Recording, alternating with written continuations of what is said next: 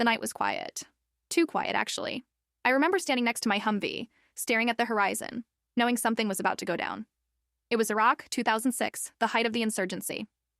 We were stationed at a dusty outpost on the outskirts of Fallujah, and the air felt different that day, heavy like it was holding its breath. It was supposed to be a routine patrol. Isn't it always? Just a quick recon sweep, check on a few supply routes, and be back before the chow hall served dinner. But war has a funny way of turning routine into chaos in the blink of an eye.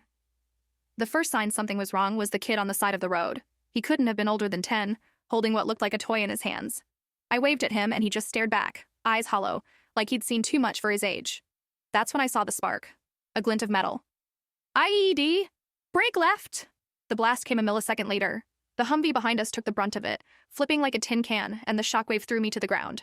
Ears ringing, dust everywhere, I scrambled for my rifle. My squad was shouting, but it was all muffled, like I was underwater. Then the shooting started. They came out of nowhere, a dozen insurgents, AKs blazing, using the ditches and scrub for cover. I remember diving behind what was left of the Humvee, firing off bursts as they advanced. My squad leader, Sarge, was yelling something, but I couldn't make it out. He always said the same thing in situations like this. Keep your head down and your barrel hot. It turned into a 2-hour firefight, though it felt like days. The insurgents kept coming, waves of them like they had an endless supply of men. We called for air support, but they were tied up elsewhere. It was just us and our rifles against the horde. At one point, I ran out of ammo and had to crawl to a fallen buddy's position to grab his mags. I'll never forget the look on his face, eyes wide open, staring at nothing. He'd been hit clean in the chest. There wasn't time to mourn, not yet. Eventually, we managed to push them back. Reinforcements arrived just as we were running dangerously low on ammo.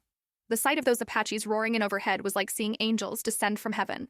The insurgents scattered, and just like that, it was over. When the dust settled, we counted the cost.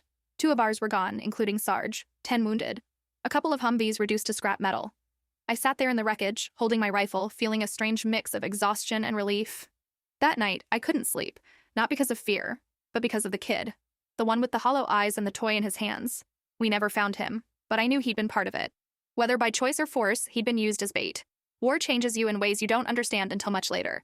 It strips away the layers, leaving you raw and exposed. It teaches you how fragile life is, and how resilient too. The next morning, we were back on patrol. Because that's what you do. You keep going, one step at a time, even when it feels like you're walking through hell.